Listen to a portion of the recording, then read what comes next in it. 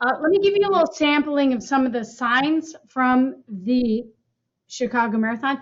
Let's see. My personal favorite, never trust a fart after mile 20. Yep. Okay. Due to inflation, this race, you will now have to run 27.5 miles. Let's see. Right? You run better than the government. That's good. Just a little sampling for you, Those are Ted. good. The Hollow Buddy.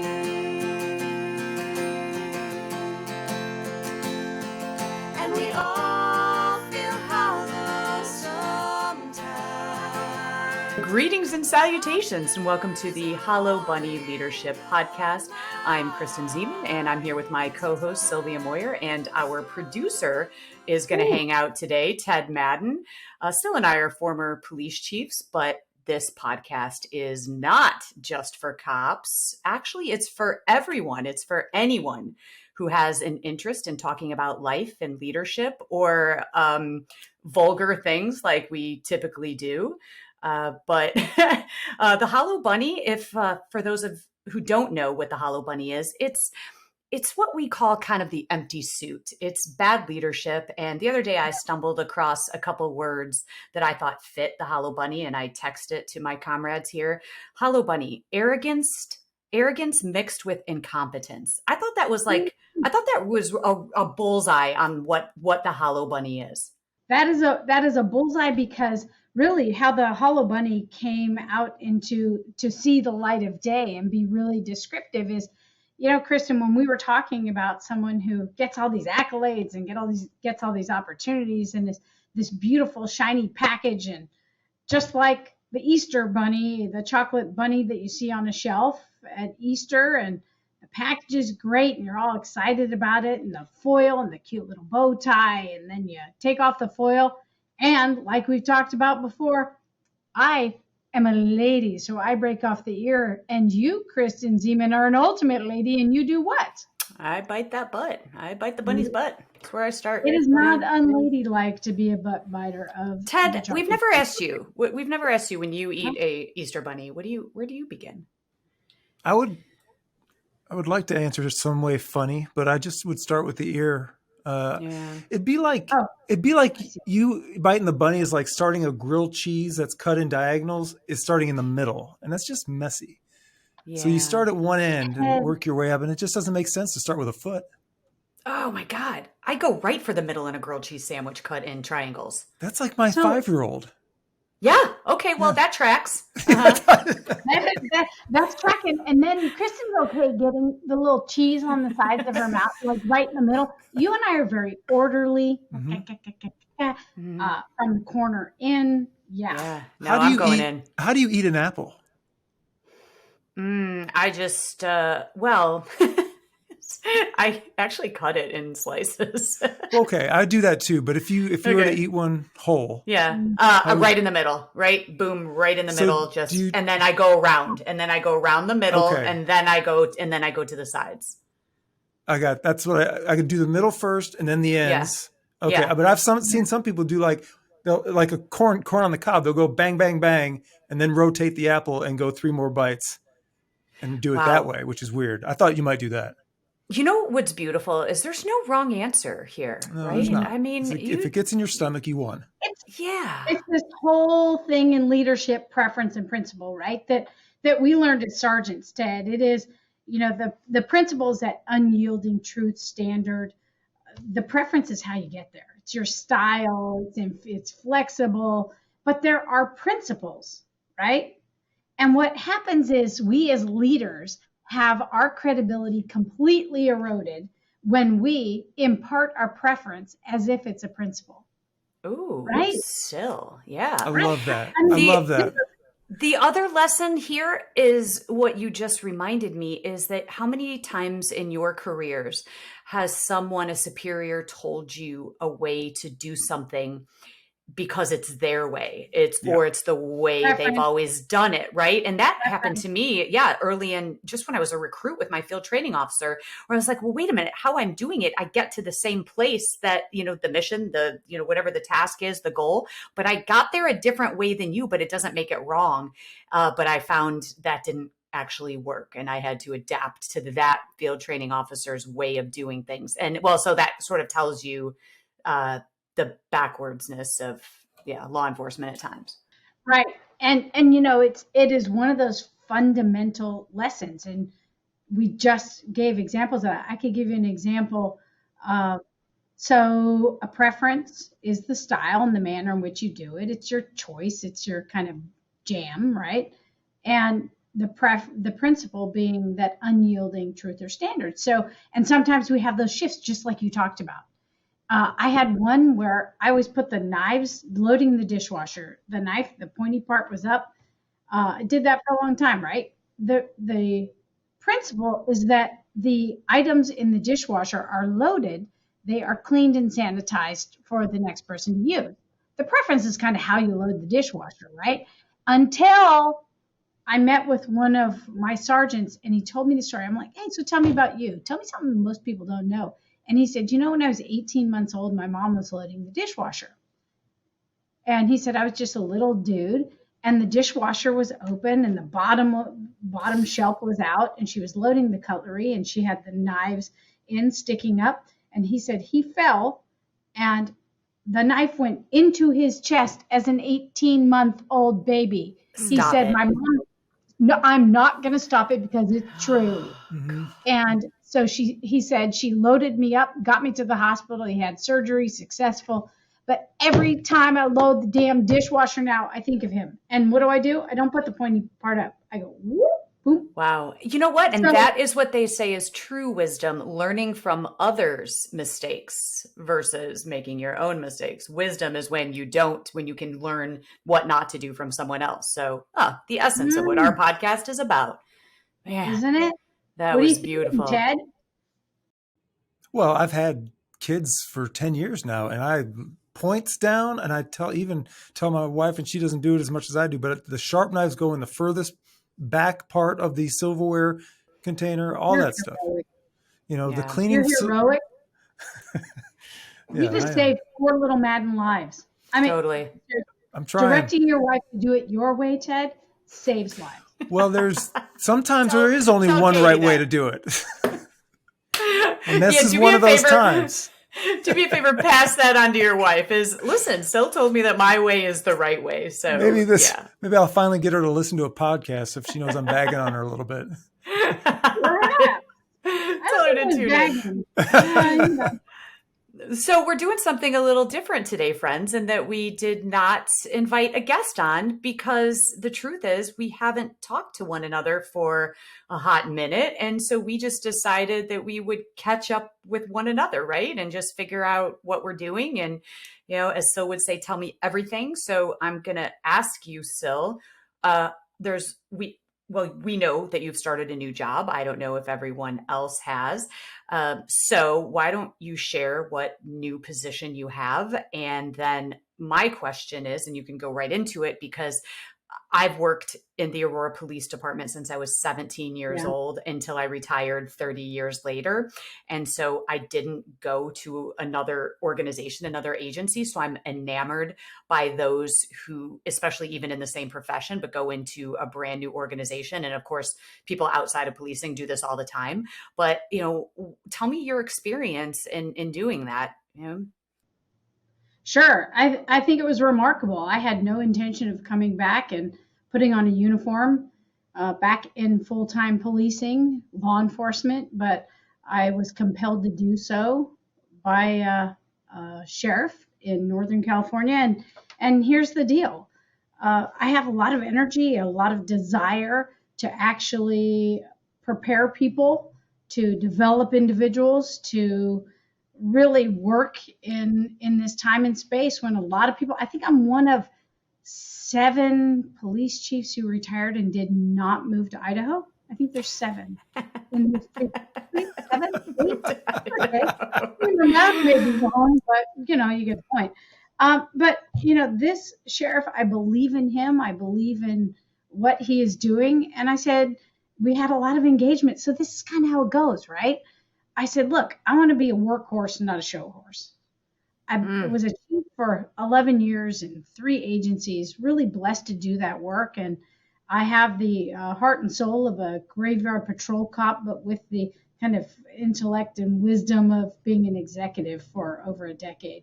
And so using that kind of heart and soul and head combo, I'm able to serve here. And I won't, do I have to specifically say where here is? I don't think that's really germane. I could say that I'm in a sheriff's department where I serve as the undersheriff. And what the heck does an undersheriff do? An undersheriff runs the organization. And so I get to influence strategy and policy, culture, climate, fall in a grenade when necessary, to speak truth, to stand in the gap. And so how did I do that transition? I could say that I relied on my experience in the Sacramento Police Department, where you picked up in one command and moved to another. And how do you do that? You listen to people. Don't think you have all the answers. And so what I'm doing here is I'm really meeting one-to-one with people, and then meeting with units and divisions broadly to hear from where they serve, the individuals serve, whether it's in a cubicle, in an evidence lab, in the coroner's office, in custody, in courts, in field operations, investigations, really hearing from people about how it feels and how it looks to serve in the sheriff's office. And then I get to really influence in a positive way, help people prepare for the rigors of the work, to develop them individually, to increase my individual capacity for taking the heat that will then permeate the organization. And that's not just something we say or we read in Marty Linsky's book, but something that we do. We demonstrate. And I think a big thing was we just finished a team building. And what folks reported to me was they have not heard me say if you went somewhere else, in Aurora, we did this. I don't say in Sacramento, we did this, or in Tempe, we did this, or in Napa, we did this. In El Cerrito, we did this. I don't say that. I really say, well, there are some agencies that have experienced this, or this, and this is what they found. Yeah. And that's the quickest way to lose credibility, is to walk in and say, this is how we did it. Okay, but wait, I have a question. So I'll call on you, Miss. Yes, call on me. So you said that you're going to sit down, or you're in the process of sitting down with everyone. So when you say I'm gathering information, so here's what I want to know, because I think that it is safe to say that in every single organization, there are hollow bunnies.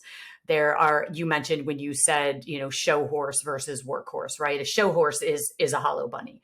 And so how do you sift the grain from the chaff? How do you recognize, is it that kind of instinct that we have for human nature to understand, okay, this person's a hollow bunny, or do you kind of get feedback from everyone collectively, and then the hollow bunnies are kind of mentioned and they surface through, other people's, input? So how do you determine who are the people that you trust when you walk in and you don't know anyone?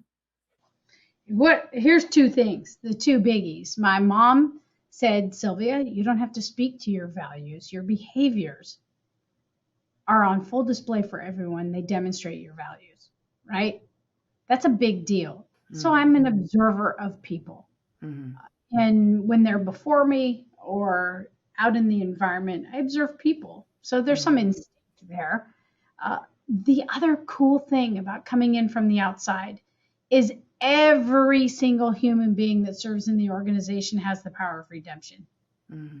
Oh. I don't know what they did as a rookie. I don't know where they made a mistake. So the power of redemption, the humility to understand that they get a do-over with me is a big deal. And I gotta say, Kristen, Ted knows, in a hierarchy in policing, officer, detective, sergeant, lieutenant, commander or captain, assistant chief, right? Or deputy and on in a sheriff's organization. Here's the thing. Each step we take, we give up a little bit more of ourselves to serve the organization. So you serve the unit, then the division. By the time you reach chief, there's literally nothing that we do that is about us. It is entirely about the organization. And well, it should be. If you're good, it should be. If you're not the hollow bunny, it should be that. If you're a solid bunny, that really understands the human necessity of leading people. And I got to say, living by the 4 agreements, right? And we should talk about these 4 agreements in a hot minute. When you are really serving people in policing to then go out and serve and safeguard people, the leadership imperative is that you act in a way that serves the entire organization. So coming in from the outside, use my instinct and also use, I think, the power of discernment and power of redemption. Yeah, that's important. I wrote down a question while you were talking and you mentioned redemption. I had written down this question: are hollow bunnies redeemable? Now, we're talking about, like, it's one thing to make a mistake as a rookie and you can find redemption after that. But what makes you a hollow bunny, if you are one, partly because you can't be redeemed from that? I think everybody is redeemable. I mean, I believe that's what it's so interesting that in talking about this is that when Syl said redemption, when I became chief, I called it the reset button. I don't care what your past has been. I don't care, what black cloud has been over you or who put their thumb on you. All of that is gone and everybody starts with a fresh slate, right? Now, there are some people that just can't seem to fill their bunny no matter what, right?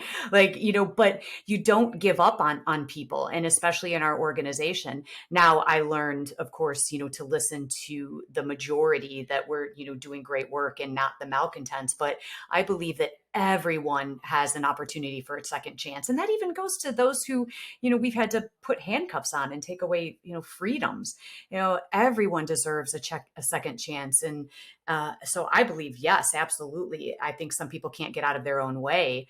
But man, there are those kind of leaders out there, though, that truly, if you fail, you now are a failure, and that follows you. And that is such an incorrect way of leading people. I think we all make mistakes, right? Yeah, and that's what distinguishes you, Kristen, because it takes a big person to do that, to have that reset. And then this leadership necessity of you can fail, but you as a human being are not a failure. That's a big, big deal. I have a guy that worked for me, and Ted, this can make your skirt fly up because I'm about to do a sports analogy. Ready? Can't wait. Hold on to yourself there, Ted. I had a guy, I swear to you, he was a guy that I said he hits a triple and then gets picked off third. He was that guy. And for Miss Non-Sporty Ball, Kristen, what that means is he gets a really good hit, hits it in the gap. It's a baseball. They hit it with a big wood stick. And or metal, right? Oh, well, in college and below. Yeah. Oh, okay. Yeah. In the pros, they have to use wood. Yeah, just go with us on this. Okay. They hit the ball. It goes between 2 men because we're talking baseball. And usually they go to one base and then they go to another. And if they're really fast and they want to push the envelope, they go to the third base, right? Or they I know third base. He's standing on third. So everybody's like, way to go, dude. That was awesome. Mm-hmm. Then he takes too far a lead. He's not paying attention. He gets cocky and he gets picked off third. When you say picked off, what do you mean? Like he tries to run to home and then he gets taken out? Is that what you mean, picked off? You can take a lead off, which is basically giving you a head start to the next base. Okay. If you're standing on the base, you're safe and they can't get you out. But you take a lead off, you're getting that head start, and the pitcher can throw to that base and pick you off. Okay, I knew that. I just didn't know it was called picked off. So that's new to me. Yeah. Okay. Go up on you, and the people that are listening right now are like, she is so adorable. So yes, Sporty Ball. So okay, wait. So I don't get it. So what do you mean picked off? Then how is that analogy? Triple your clap, but then he either does something stupid, he's not paying attention, or he takes a risk where he's now out and he can't score. And the point is, it's a team sport. Yeah. Okay. I feel that. So we celebrate you, and then it's like you let the team down. Right? So to your question, Ted, and this whole power of redemption, there are some people we can keep giving them opportunities. We can keep attempting to develop them. They will still do things that makes them slightly hollow. Oh, you know what? So I was just listening the other day to a podcast called The Diary of a CEO. Trucks And compared to ours, but okay. he is definitely, I think he actually really does have millions of listeners like we proclaim to have. So I think he's actually legit. But I loved this concept. He had a guest on and he asked the guest, when do you give up on someone in a Ooh. relationship, in a family, someone who can't get out of their own way, who keeps getting picked off on Mhm. that triple, right? So do you give up on someone? And I loved the answer. They said, you never give up, but there does come a time because relationships, organizations, they're a team sport. Friendships, all of the ships, it's a team sport. And so there is going to come a time when you keep throwing that individual the pass and they're not there for it. They're not open. They're not making themselves open. And there will come a time where you just stop passing the ball to them. But if ever they want, to pass it to you, you have to stay open. So you can't ever close that door. So it's a quasi sports analogy, but I loved that because there are people that we can't just keep trying to pass the ball to them because they just, especially in relationships, if it's give and, or take, that there's got to be some point in time where you just stop passing the ball. Right. And I don't disagree with that. I think some of this goes back to their commitment to the greater good. The other part is resilience, right? The capacity to recover quickly from difficulties and toughness. Some people just throw their sucker in the dirt and stomp off the playground Yep. repeatedly. Yeah. And so diagnosing why they can't catch the ball in your kind of analogy, diagnosing that and working to empower that person, training, skill building, which is skill building, development and education is developing the person. So training, skills, education, developing them. If the efforts to train and educate the individual doesn't result in some kind of improvement, they're either not up to the task or perhaps they're not resilient enough to suffer, or pardon me, to be resilient and bounce back from dropping the pass or whatever got them there, right? So that comes down to, are you incompetent or are you unwilling to build the skills, right? Like, is the competency not there? Yeah. Because a lot of times we find that once, extra training, skill building that we can give to individuals to get them to where they need to be. But there are times when the person just doesn't have the capacity for whatever reason. I think that's what Sylvia's talking about with the triple, right? You obviously have the capacity if you're good enough to hit one in the gap and hit a triple. And it's just about, I guess, capacity with consistency. Yeah. Oh, preach, Ted, because ultimately we're applauding the talent. The person has the talent, right? They But got then it. there's a gap for them to actually contribute to the team broadly.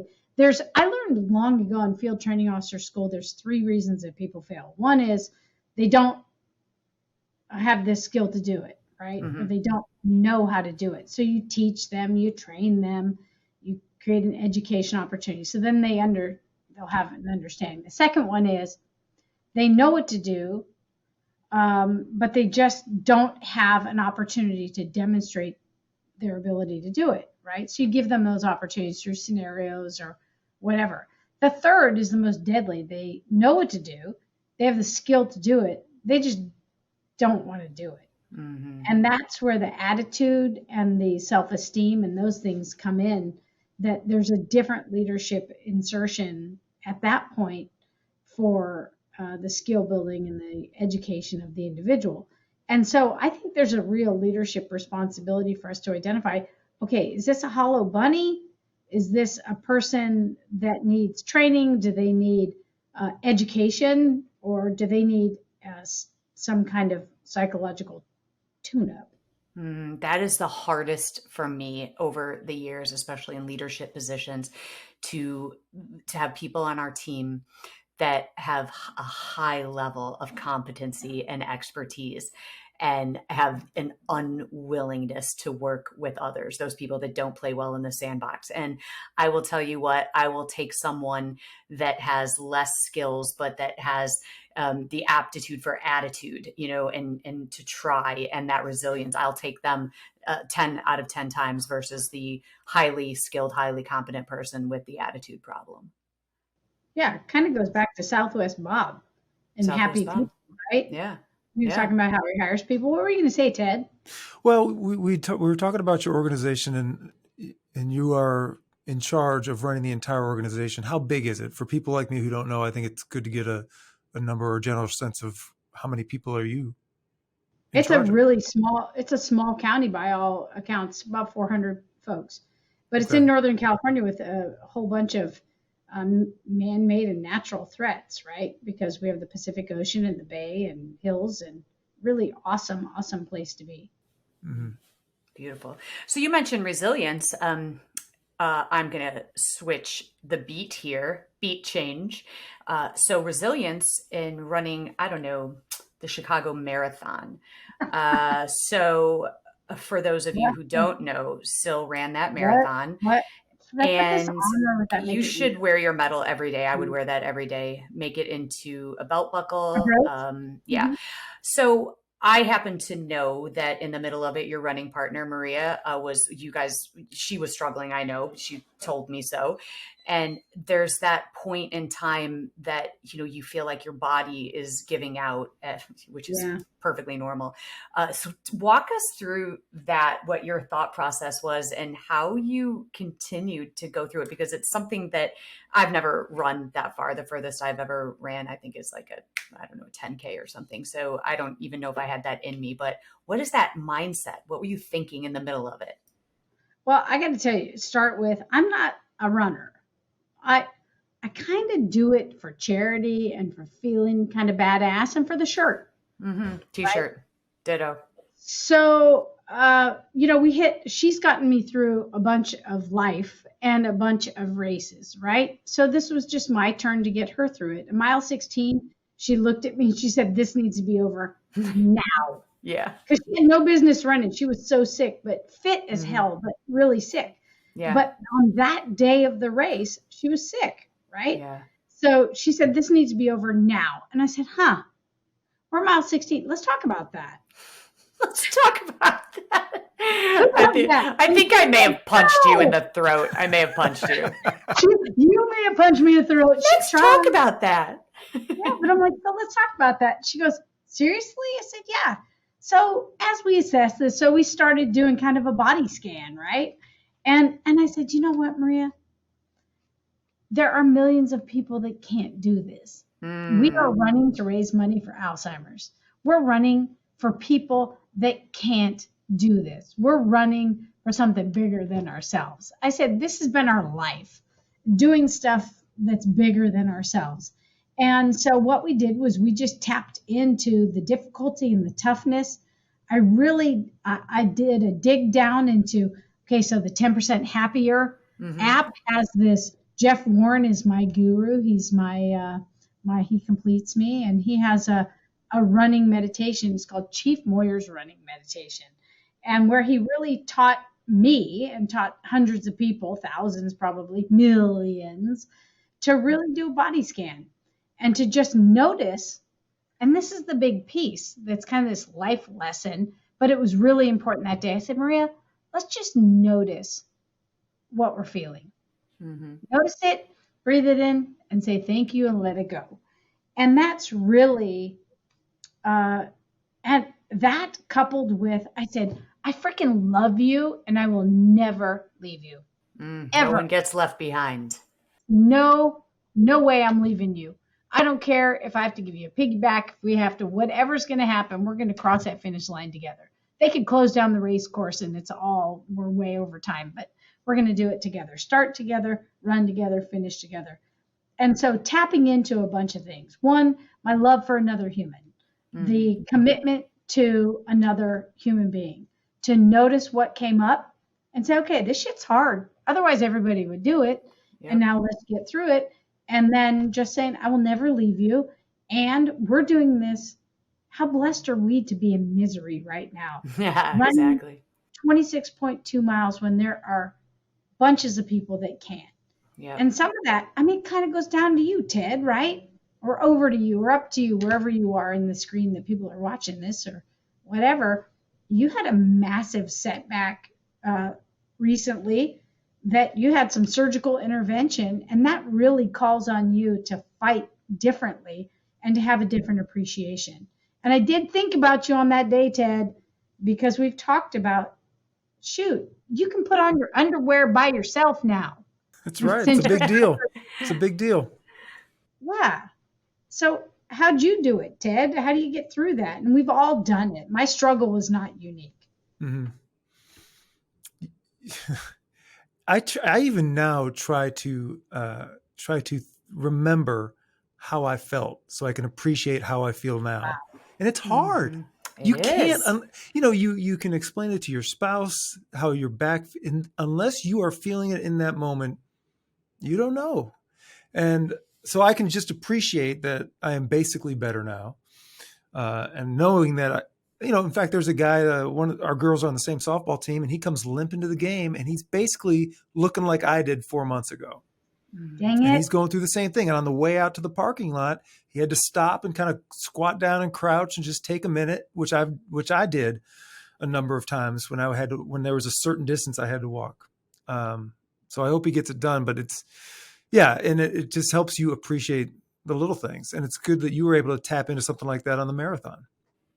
What you just said is so human, though, is that how soon we forget about the pain and suffering that we went through. Yep. Look at how many people endure a significant life event, that changes them, perhaps a heart attack or something that really calls into question their mortality or into existence. And they, for a moment, they change behaviors that could assist them, having this new lease on life.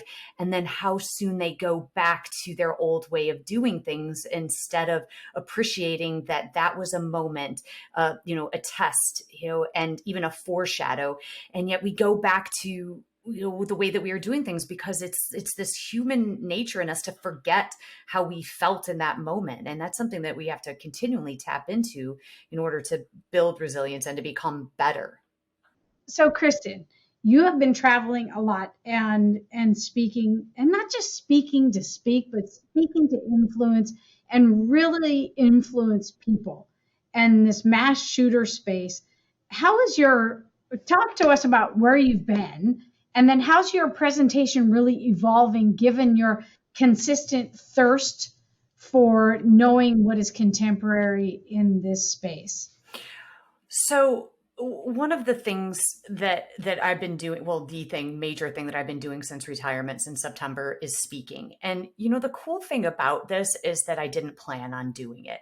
I had planned on taking some time off, a couple months, and finishing my book and being quiet, finding my center, and then deciding what I wanted to do. And I had some cool opportunities, to go back into chiefing, even some cool opportunities with the government and Department of Homeland Security. And I opted not to because I kept getting asked to speak. And I decided that the message and my passion, and I'll put it this way to you, is that, the book that I just finished reading called The Second Mountain, is about, I think it's written by, last name is Brooks. And he talks about every one of us in our lives, we climb this, what we call the first mountain, which is metaphoric for ambition. You're busy raising a family or what have you. It's about goal oriented, and it's about achieving the summit and success and climbing. And then you get to a point in life, which is where I'm at right now, where you start on your second mountain. You've reached success, whatever success means to you on your first mountain, and you take the wisdom and experience from the climb on the first mountain, and you apply it to a purpose-driven passion. And for me, it's been about mass shooting prevention. Since the mass shooting that I had in my city on February 15th, 2019, where 5 of my officers were shot and 5 people were killed, that's what set in motion for me really this title that I loathe, subject matter expert on mass shootings. And I wish that I could shed that title, but it's become kind of part of that second mountain for me. And sitting on the International Association of Chiefs of Police Mass Violence Advisory Initiative, and now being on the DOJ team that is reviewing the Uvalde massacre, this has become my life's work, my second mountain, and that passion. And so I'm going to organizations, and I learned very quickly that going to police organizations is great because we have to teach preparation. If you guys think about it, law enforcement is going to show up. Now, of course, we can debate on how they perform when they show up. That's a whole other topic. But law enforcement is really reactive. They don't live in the prevention space. So it started to occur to me that the gap that we need to fill is with organizations, with schools, because the next mass shooter is living in someone's basement. The next mass shooter is in the cubicle next to you. And so that's what I'm doing. And I'm so blessed to be invited into organizations. I just was in a school district. I went to a water reclamation plant. They're worried about mass violence. And so I'm going into organizations, but also over the weekend, I had the great fortune of delivering a keynote for a gala called Bank the Blue, and that is about suicide prevention and mental health and wellness for law enforcement, which is another topic very near and dear to my heart. As many people know, my father, a police officer, committed suicide later in life, but as a result of the 1,000 tiny cuts that he incurred. So I'm passionate about that. And then, of course, just leadership in general. So I leave tomorrow for Atlantic City, New Jersey, and then I go from there to New Hampshire, and I'll be talking to women's groups about women's empowerment. So I'm kind of like, I live in those spaces, but it's a gift that I get to go. As you said, I get to go because people are inviting me to speak, and I'm going to keep doing it until people tell me to shut up. Can I ask a cynical question? Because I think challenging questions get the best answers. How much of a difference are you making if somebody's going to go in with an AR-15 and just shoot up the place? How much work can you do to prevent these things? So we know that there is a pathway to violence. Someone doesn't just wake up one morning and decide to pick up that AR-15 and go shoot. That is the space that I'm living in. And that is what I'm trying to call attention to, is that this pathway to violence begins. And we often connect the dots backwards after a shooting. And we say, what? Well, we saw that coming. Everybody knew if anybody was going to shoot up the place, it was going to be that person. And so why is it then, if we already know? And the answer is that there isn't a great culture of reporting. People tend to say, ooh, but what if I'm wrong? I don't want to report that, because what if I unnecessarily put that individual, through something when they really weren't going to do it? Maybe they were just, writing a strongly worded essay about, blowing up a school. And what if they were just venting, right? But that's the problem, is then, we sit on this, and so many of these scenarios people don't report, or we have the left hand not knowing what the right hand's doing in many of these school situations, is that you've got social workers that know what's happening, but they're not communicating that. And so there is a gap in that information sharing. And so I'm going into organizations and telling them how to build a threat matrix where you can triage an individual when they start showing signs, and they do. Every single one of these shooters exhibits what we call leakage, where they tell someone, whether they post it somewhere, they write an essay, or in the I think it was Sandy Hook, where the shooter in that case didn't leave his mom's basement for 3 months, only communicated with her via email. In my profession, we call that a clue, right? And so what personal responsibility do we have as adults, as parents, as teachers, as supervisors, and et cetera, friends? And so that is really what I'm trying to speak about in these organizations, if that answers the question. Yeah. And you know what, Ted?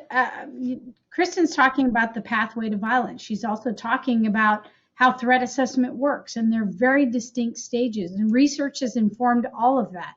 There's also this human overlay of, oh my gosh, if I say something, then I might be, right? So she's addressing that. And I got to stick up for my sister here. And it's a great question, a great poke and a challenge. I kind of want to punch you in the face, but uh, but here's the deal: how do we measure what we've prevented? How do we That's tough. measure? And so yeah. right? Yeah, And part of so, my presentation is actually it's part of the end of the presentation when we talk about prevention. And do you know that there are so many cases that have been thwarted where a shooter, they have truly been intervention has happened. And you know what? You don't hear about that. And, just a few months ago, there was a woman who overheard a conversation in a coffee shop about a shooting that was going to happen. And she went and told someone. And the local law enforcement built what we call the triage and the threat assessment. And they built up reasonable suspicion. And ultimately, what happened was it led to finding an arsenal of weapons. So they had the means to carry this out. And that leakage, which she overheard, she reported. And because of her reporting it, a shooting was thwarted. Now, not one of you have heard about that because it doesn't make headlines, because it's not sexy to say, hey guys, today nothing happened. And one of the things I talk about in the presentation is let's take a moment when we've done the preparation, when we've built the threat assessment team, when we have prepared, especially as law enforcement or an organization. Hey guys, we had a major event today in our city or in our organization and nothing bad happened. Let's call that into consciousness and talk about, our preparation has led us to this point and nothing happened. And so let's celebrate those moments. But again, it's just, people don't buy into that. That's good news, right? right. And it's so interesting. One of the most compelling conferences I went to was the Association of Threat Assessment Professionals. And wow, wow, wow. These are men and women committed to doing the research, doing the academic work, doing the in the ground field operations work, the investigative work, and non-traditional partners. Mm-hmm. And so much of what was compelling and difficult about that was just what you talked about. Listening to the stories of those that someone should have known and didn't speak up.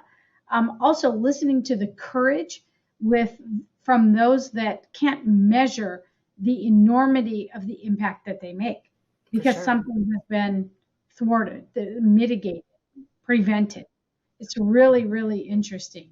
Yeah, for sure. And ideally, you want to get to a point where law enforcement is the last resort. And that's what, I keep saying is that, for law enforcement to step in, there has to be some sort of egregious act or a threat of, some sort of viable threat. But it's all of the in between, social services. And so when we can identify an individual that may exhibit a propensity to commit violence and then get them the help, see, that's the good part. That's the hopeful part in the silver lining, is that kind of like what you said, Ted, about redemption, is that someone going down this road, if there is an intervention that happens somewhere, in the process, they can absolutely turn that around, and they won't then, carry out their violent tendencies. But then, of course, if there is no intervention and then you add, a firearm to it, then, now you have the perfect storm. Right. So the idea is to intervene early on with social service agencies. And even just this, and this is basic humanity, is, you think about, the starfish parable, is, throwing the starfish back in and saving them. And someone says, well, man, you'll be here all day if you try to save, all of these starfish, right? But it matters to the one that you save.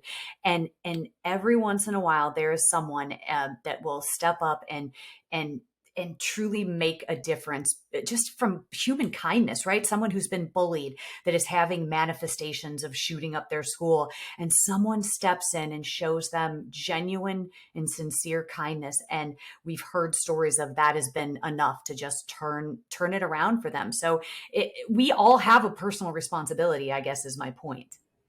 Well, you said it too. All this talk, all these different times you've gone and spoken. If you've saved one person, you've done the job. That's Yep. what I mean. And so that's why I'm going to keep doing it until, and then we don't know, right? We just don't know what success stories we have, but we keep doing it anyway. And that's what I mean. I have found that this has become my second mountain, and I'm going to keep doing it till someone pushes No me off the doubt. mountain.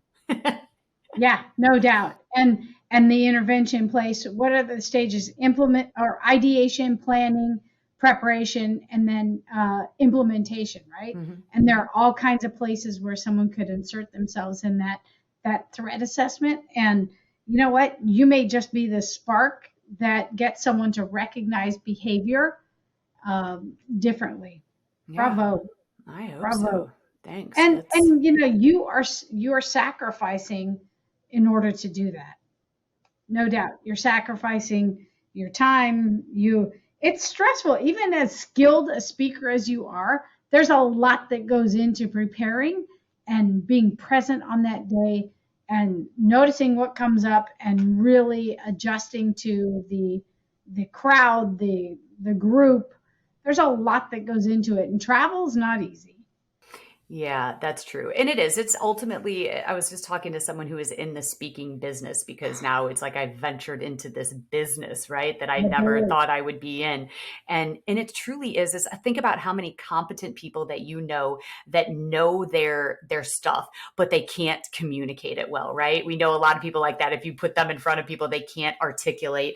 And so it's a performance. And so I'm trying to not only build my skills in the deliverables and what the audience needs to hear from me and take away, so that they can not only be inspired by it, but then to create action, right? Because I believe that knowledge without application is nothing. How many times do we sit around and we're inspired by a book we've read or a speaker we've listened to, and we intend to do something or change something in our lives, but we don't? And so for me, the true value is when people leave my presentation and not only are they inspired, but then now they take action, to whatever the topic is I'm speaking on. So that's always my end in mind. I always leave, and I ask myself before I speak is, what do I want the audience to think, to know, to feel, and to do? And do is the most important part, is that I can make them feel, but unless they do something or change something, start something or stop something. So there's a lot that goes into it, but I have to say, I absolutely love it. The travel gets to be a lot, although I just made Platinum Pro on American Airlines. So I feel super stoked about that. But yeah, I'm living on an airplane, I'm living in a hotel, but it's back to what you said, Sil, is I get to do it. So it's a gift and I will never complain. Right. And I mean, that's kind of like the Army said, be, no, do. I like, here's what, so what, now what?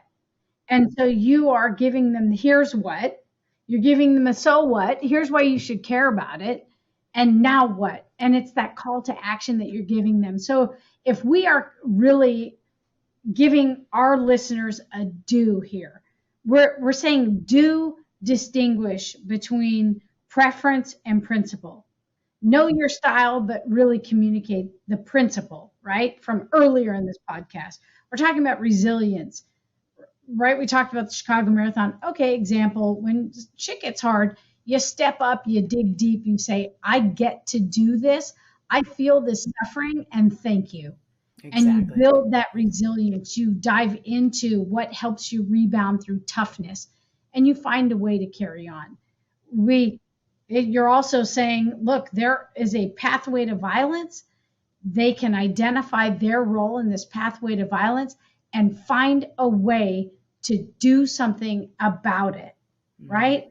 Were there others that I missed in terms of do from this podcast? No, that's a great way to encapsulate it. And it's just also bringing awareness and empowering people to step up and to say something. And that's where action is. Speaking of action, Ted made the comment, I'm totally switching gears here to get the focus off me. Beat change, as Jake Zeman would say, beat change. So Ted mentioned that he wanted to become proficient at TikTok. And I just want to give the brother a shout out because Ted, your videos, you have stepped up. I don't know. Sil, have you checked out his videos lately? He's got his kids, like they are casted. I mean, they are like, check out his videos. If you don't follow Ted Madden, check out his videos. They're a lot about sporty ball. So I try really hard to follow, but Ted, I just want to give you a shout out. I saw a diving one, but I don't have TikTok. Did I see it on Instagram? Does that probably Instagram and Facebook is where I post a lot of that stuff. So do you think we need to be on TikTok? Like, do you feel the need to be on TikTok? Because I feel like I do. I feel the need directly from my manager, who is the director of communications for the school district. And she's my age too. So it's not like she's some 25-year-old who knows about TikTok, but she likes it. She enjoys it. And she thinks that's a way to, reach the students, the young people. Huh.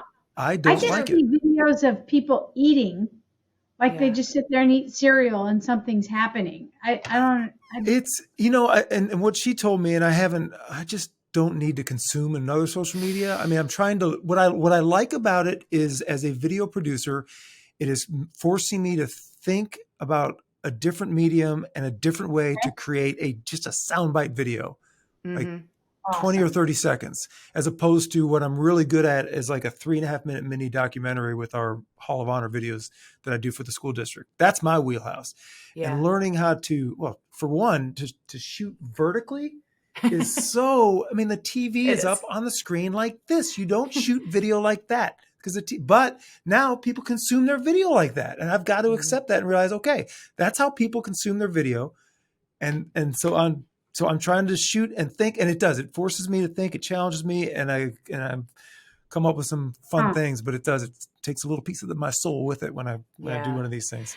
So I'm enamored by TikTok, and I think what I'm enamored by is the creativity on TikTok, and I want to learn how to do it. And I know I just have to drill down, but you said something that I loved. I was also listening to another podcast, and Maria Forleo, I think that's her name. She was a guest on it, and she was saying that in these platforms, right, is that we have a tendency to just consume, right? You go down a rabbit hole. When I go on TikTok, like 500 dog videos later, I am like, what did I just do with 45 minutes of my time? And so there's a space for that in your life where you can just kind of mindless do that. But what I loved what she said is we need to make it a point to create before we consume.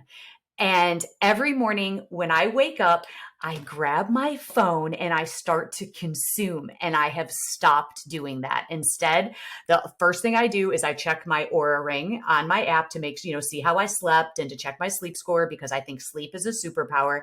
And then I literally set my phone down. I do not open Facebook, Insta, Twitter. I don't open anything. I go right to my computer and I start writing and I start creating. And then later I give myself time to consume. So you use the word consume and it popped into my mind, but we need to be doing more of that. Put more stuff out into the world instead of just mindlessly consuming it. So I love it. Totally agree. I have this really cool piece of art that is a samurai on top of a lobster, and there's newspaper and there's all this stuff.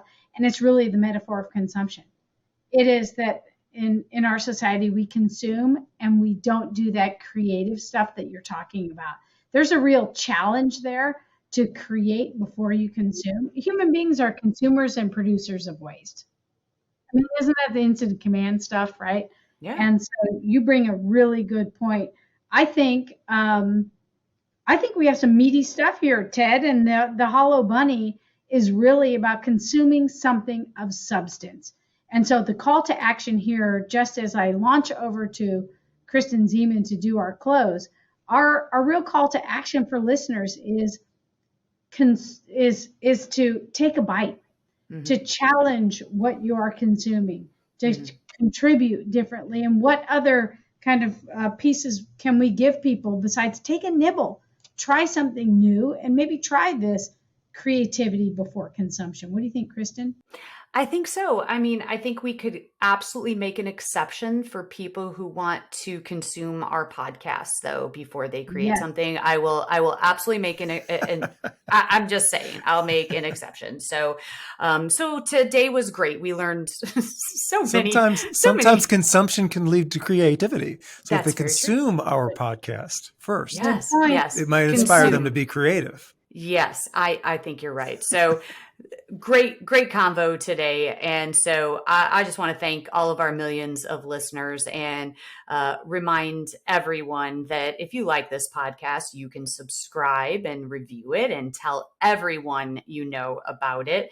And if you don't, just move along. There's nothing more to see here.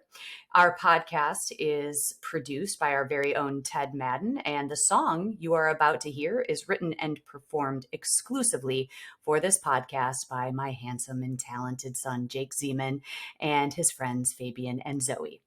Peace out, everyone.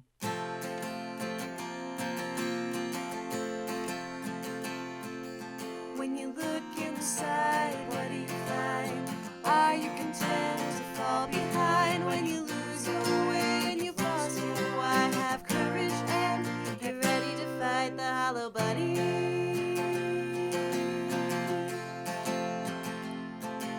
When the way ahead is covered in smoke and you're tired and you're scared and you're losing hope, you'll open your heart and your eyes to see a challenge and a question. Why not me? To fight the hollow bunny.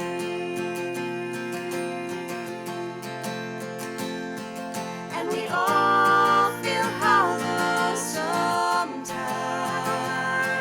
but the monsters are only in your mind. It's a tough pill to swallow, but if you're brave and kind, you'll be alright. If you fight the hollow bunny.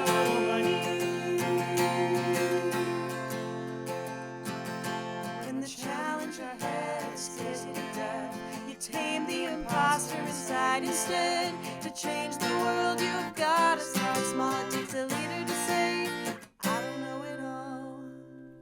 And I know I'm gonna fall, but I'll pick it up and come back stronger. Failing forward and moving onward, doing the hard thing and the right thing, forever fighting the hollow bunny.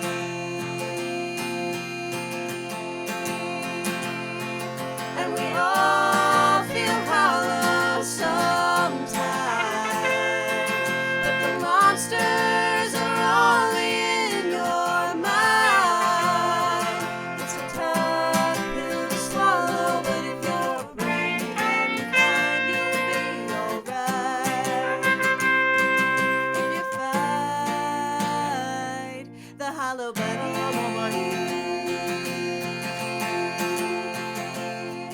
If you're tough on the outside but empty within, something's gonna crack, you've gotta start again. If you're tough on the outside but empty within, something's gonna crack, you've gotta start again. The monster